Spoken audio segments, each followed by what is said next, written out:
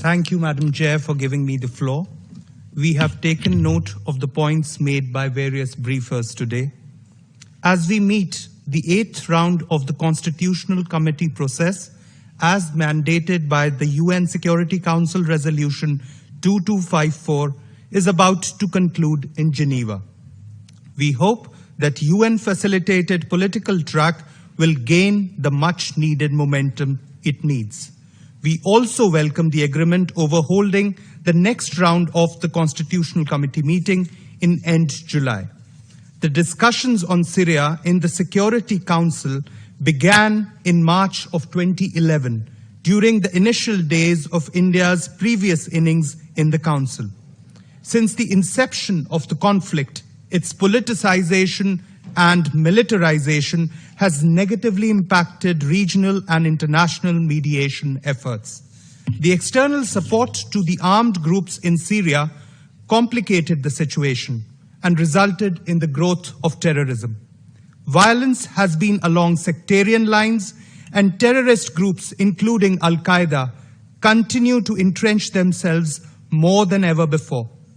The worst hit in this vicious cycle of violence have undeniably been women and children. There are reports of several hundreds either being detained or disappeared. More than 14 million people across Syria now need humanitarian assistance in one form or another. Syrian women, children, and the elderly have been severely impacted in disproportionate ways. India has always condemned all acts of violence in Syria, as well as violations of international humanitarian and human rights law, irrespective of who their perpetrators are. We have also condemned in the strongest terms all terrorist acts that have been and continue to be committed in Syria. India has been consistent in highlighting how acts of external players have also contributed to the inability to tackle terrorism in Syria. Hostilities, including airstrikes and shellings in northwest Syria, continue to affect civilians, including women and children, and we remain gravely concerned with an increase in airstrikes in northwest Syria witnessed since the end of April. Threats of launching, and I quote, military operations by external actors in the territory of Syria have further worsened the situation. Against this background, the issue of status of women and detainees and other confidence-building measures to be undertaken as mandated by UNSCR 2254 cannot be discussed in isolation, nor can it be seen from narrow perspective of acts committed by one side. We call on all parties present in Syria to address these challenges. We need to strengthen the hands of the Special Envoy and support his step-by-step approach.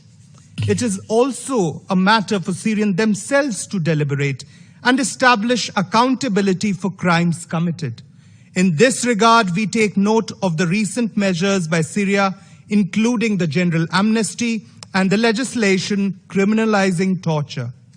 Let me reaffirm our commitment to advancing a Syrian-led and a Syrian-owned UN-facilitated political process in line with the UN Security Council Resolution 2254.